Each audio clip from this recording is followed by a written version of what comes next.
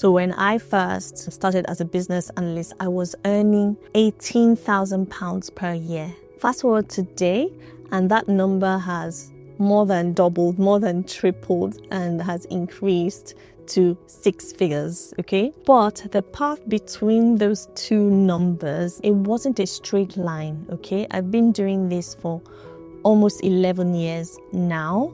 It involved awkward negotiations, changing companies, and making mistakes along the way. So I'm sharing my real numbers today, of course, not to brag or anything, but because nobody talks about money in this industry. I feel that it keeps a lot of us underpaid. So let's look at exactly what a business analyst earns from junior roles to senior roles. Quick disclaimer, I'm based in the UK, so these are in British pounds. Salaries vary wildly by location and industry. For instance, finance versus retail, it all varies. So use this as a benchmark, not a rule, okay? So my first role as a junior entry-level business analyst, salary was £18,000. So how did I get the role? I got the role by applying to as many business analyst role as I could for 2 months. And I interviewed for only 2 jobs. My first interview was a job paying £500 per day. Yes, I applied for that job and I got to interview as a newbie business analyst. I succeeded in being called for an interview. I wasn't successful with that one, and then the second one was this one paying £18,000. Although my mentor did say decline and apply for ones that you can earn at least £40,000 to £60,000 per year, and I was like, I was too fearful, and I just went with that opportunity. I was so happy to have that job. I didn't negotiate. I guess I probably could have asked for 2 to 5k more, but I think I was just afraid that they would rescind the offer, and I didn't want to take any chances, basically. What was my lesson here? At this stage, the lesson is that experience is more important than money for me at that stage. So I took a lower salary to get the job title on my CV. I had a plan, basically. Role 2. Role 2 was my first jump into just taking a chance on myself. So I had been in my first role for 9 months, and I felt like, yeah, it's time to jump ship, you know?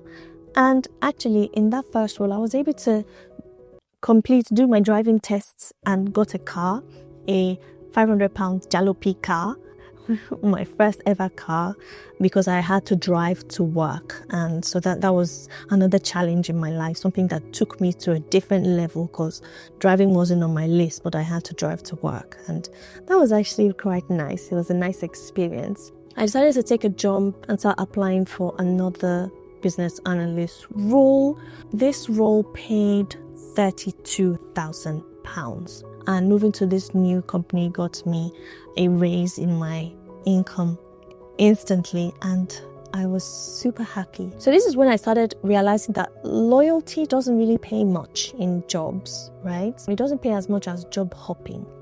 So I had learned skills from the first one in 9 months that I felt confident that I could deliver in this one. I reported to a senior business analyst who eventually became my mentor, but I learned so much from this role. I learned how to challenge stakeholders, how to negotiate, how to manage stakeholder expectations. I learned so many tools. They also invested in some trainings for me, which was great. And I actually got promoted to risk analyst, but I wasn't interested in that, which could have called more income, but I wasn't interested in risk analysis, so I left. So I declined that, even though I went for the courses and training and did a couple of projects around that. I'm saying these from my head. So my first role was in RAD, Rapid Application Development Environment. My second role was in Waterfall Environment, and where I worked for 2 years. Now, jumping to my third role. My third role was in fintech. I was at this role for 1 year. Salary was 45 to 48k, and at this role it was just a business analyst job title. My first ever role had a junior business analyst title to it. My second role just had business analyst. My third role just had business analyst. So I guess it was mid-level. So I didn't necessarily break into senior business analyst or break into mid-level. I just applied for a mid-level role and I got to interview and I got the role basically. So the difference with this role was that I learned more technical skills. It was a hybrid environment, waterfall and agile mixed, right? I got to work with different functions within the organization. I got exposed to a different industry, fintech, which was really good. And it was here that I also learned how to manage difficult stakeholders, how to lead projects, how to lead workshops, facilitate workshops. Yeah, that's basically what they paid me for. So that's basically been my salary or income experience in the first few years of my career. Now, the few roles after that were mainly in insurance related roles.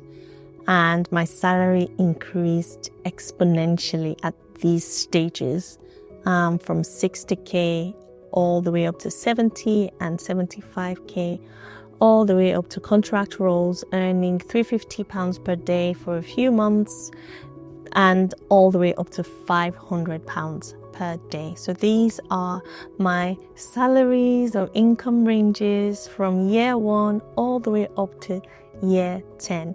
I just wanted to state that base salary isn't the whole picture. At this level, I also started getting bonuses, pensions, remote work benefits. For example, working from home saves a lot of money per year in commuting. So I don't have to pay for train fares, which costs around £6,000 per year. So I'm saving a lot from working remotely as well. So that's one benefit. 3 lessons for increasing your salary, right? Lesson 1, don't stay too long in one job. If you stay for as long as you can and you try to negotiate your salary and it's not granted, please move.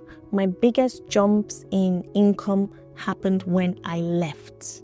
Lesson 2, your soft skills are so important. They pay so much better than just being a generalist business analyst. So as much as your soft skills are important, bring on your technical skills, your industry knowledge skills, okay?